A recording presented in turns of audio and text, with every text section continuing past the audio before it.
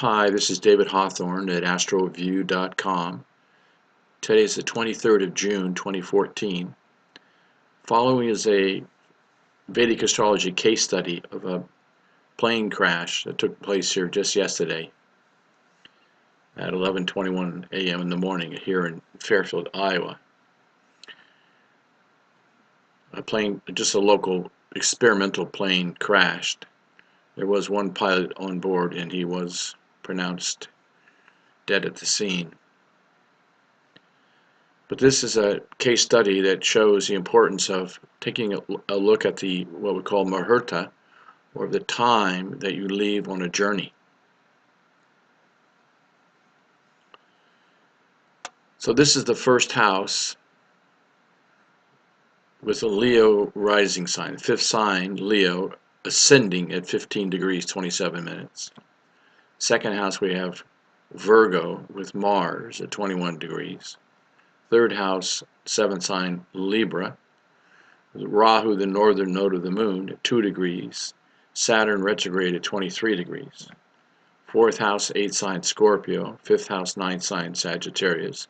Sixth house, 10th sign, Capricorn. Seventh house, 11th sign, Aquarius. Eighth house, 12th sign, Pisces. Ninth house, first sign, Aries, with moon at 13 degrees in Aries, K2 at 2 degrees in Aries. 10th house, we have the second sign, Taurus, and Venus at 4 degrees.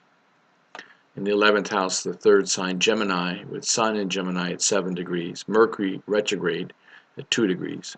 And that leaves in the 12th house the fourth sign, Cancer, with Jupiter at 0 degrees. Now I am using systems approach to interpreting horoscopes. So what we say is that for the Leo rising sign, Sun ruling the first house, Mercury ruling the second house, Venus ruling the third house, Jupiter ruling the fifth house, Saturn ruling the seventh house, and Mars ruling the ninth house, will not cause harm. These are functional benefic planets. But we say that Rahu, the northern node of the moon, R-A-H-U, and K2, the southern node of the moon, are functional malefics for everybody. And if they are close to the rising sign degree, 15 degrees, within a 5-degree orb of that, in other words from 10 to 20 degrees, they would cause some calamity. In this case, they're not close to the rising sign degree. Now we also say that the 6th house, which is Capricorn here for Leo, the 8th house, we say that for anybody, the 6th, 8th, and 12th house are Dustan Bhavas, inauspicious houses. For Leo, it happens to be that the 6th house is Capricorn, the 8th house is Pisces, and the 12th house is Cancer. But these houses are called Dustan Bhavas. If they contain a Multricone sign, then the ruler of that house would become a functional malefic planet. So number 10 is not a Multricone sign. Number 12 is not a Multricone sign.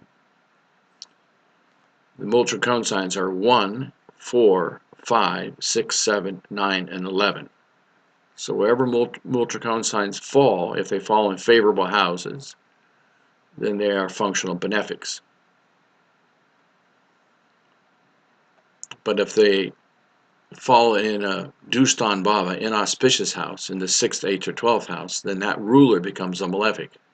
So moon for this chart becomes a first-rate malefic planet. In fact, it becomes known as most malefic planet. And if it is close to the rising sign degree, then it causes a serious adverse effect in life. And you can see that this moon is within 5 degrees of 15 degrees. In fact, it's only 2 degrees within the 15-degree range. So technically, moon is now afflicting this 9th house, which is a fire sign. And by the way, the plane did burst into flames when it crashed. It took about 9 firefighters to put out the fire. So moon is afflicting this 9th house, which is a movable sign, and it's afflicting this 3rd house opposite. All planets cast an aspect opposite where they sit. So this moon is afflicting this 3rd house, which is what? An air sign. And moon rules his 12th house, which is end of life. Losses, expenses, depression, isolation, but end of life. So because Moon is afflicting Aries, it undermines the strength of Mars. Even though Mars is well placed, now Mars rules courage, it also rules property and explosions and fire. It becomes weak because Moon is afflicting Aries, which is the Multricone sign for Mars. And Moon is afflicting Libra, the 7th house, so that's ruled by Venus. So Venus also becomes weak in this chart. It's in the house of karma and the field of action. But my point here is that when you are going to embark on a journey by any mode of transportation, if it's a significant journey, like a vacation, or launching an airplane or a space shuttle, you want to look at the chart and see if there's any afflictions. In this case, this is a very significant affliction of Moon afflicting the 9th house and the 3rd house, undermining the strength of Mars and Ketu and undermining the strength of Rahu and Saturn. Saturn ruling the house of relationships. Now let's look at the hands on the clock. You want to know the main period and the sub-period. So the main period operating was Ketu. This Ketu actually started for this chart back in July 2013. So Ketu is called the Mahadasha, main period ruler. So it's in the 9th house, but it's a malefic planet. And my experience with Ketu is it can give tremendous spiritual progress, but it can also bring suffering, catastrophes, calamity, abuse, homelessness, death, addictions. It can give its fair share of negativity, as it were, or adverse effects. But look at the operating period. It was Mercury. So this is the hands on the clock. The main period ruler, which is Ketu, that's basically the general trend or riverbed of time. It's the sub-period that becomes the operating planet. So it's Mercury. Well, we know that Mercury is a messenger. We know that Mercury rules the 2nd house of continuation of family life. And we know that Mercury is in an air sign. It is combust. It's only 5 degrees from the sun, less than 5 degrees. Don't worry about the retrograde on the planet. But it's less than 5 degrees. That's called infant state, so it has no power to protect itself. Now that alone is not the problem. Here is the major problem. Rahu and Ketu aspect 5, 7, and 9 houses from where they sit.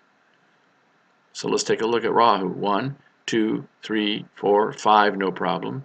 6, 7, no problem because it's outside the 5-degree orb of Moon. 8, 9. It is exactly at 2 degrees, and Mercury's at 2 degrees, and Mercury's the operating planet. And what is Rahu? Unexpected calamity in an air sign, afflicting Mercury ruling the 2nd house, continuation of family life. So this causes some unexpected calamity to cause discontinuation of family life. And Rahu is within 5 degrees of Sun.